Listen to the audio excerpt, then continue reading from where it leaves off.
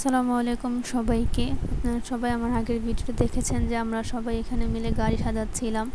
যেহেতু আর 2 ঘন্টার পথ ছিল, তার জন্য আমরা এখান থেকে গাড়িটা সাজিয়ে নিয়েছি। তারপর গাড়ি সাজানো শেষ হলে আমরা আবারও রওনা হয়ে যাই মামির বাসার উদ্দেশ্যে। যেহেতু এখনও অনেকটা পথ বাকি, তো আমরা আস্তে আস্তে প্রায় গ্রামের মধ্যে চলে আসি।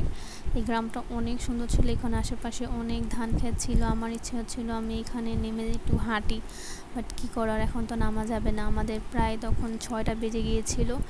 এখানে একটা মেলা হচ্ছিল। মেলাটা অনেক বড় ছিল, একদম সার্কাস বা সব কিছু ছিল, অনেক খাবারের দোকান ছিল। তো আমরা গাড়ি থেকে বসে বসে দেখতেছিলাম। যদি একটু আগে আগে আসতে পারতাম তাহলে হয়তো মেলাতেও যেতে পারতাম, বাট সেটা তো আর হয় নাই।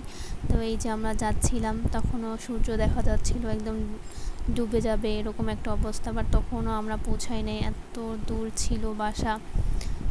তো আর কি, বাট গ্রামটা দেখতে অনেক সুন্দর লাগতেছিল। মনে হচ্ছিল যদি আমি একটু এখানে হাঁটি অনেক ভাল লাগবে, বা ধান খেতে হাঁটলে। তো যাই হোক, আমরা এখন বাসায় চলে আসছি। তো এখানে এসেই দেখি সবাই হচ্ছে এই জামাইয়ের জন্য গেট ধরছে। তো এখানে আমার আঙ্কেল ছিল, আমার শ্বশুর আব্বু ছিল। তো তারাই হচ্ছে প্রথমে আর কি এখানে দাঁড়ায়। তারপর হচ্ছে মামাকে এখানে ঢুকতে দেয়, তাদের যা যা পাওনা ছিল ওগুলো দিয়ে দেয়। দেন মামা হচ্ছে গাড়ি নিয়ে একবারে বাসার ভিতরেই চলে আসে। তারপর তারা হচ্ছে মামাকে গাড়ি থেকে বের করবে এখন।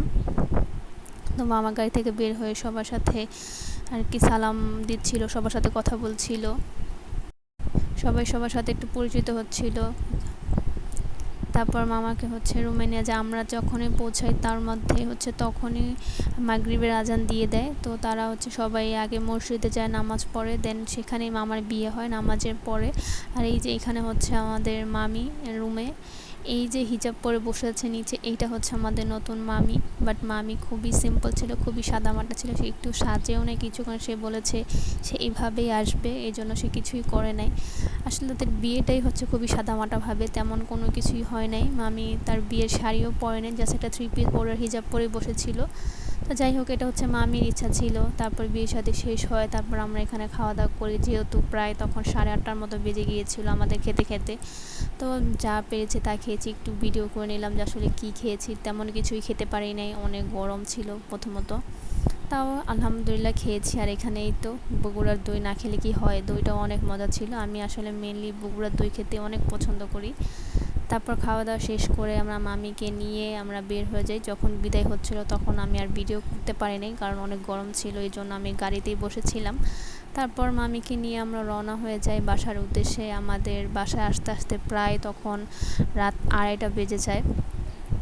মামিকে ওয়েলকাম করি। তারপর বাসায় গিয়ে কখন মামিকে সবাই বরণ করছে এগুলো আমি কিছুই দেখতে পারি নাই, কারণ আমি ডাইরেক্ট আমার বাসায় চলে আসি।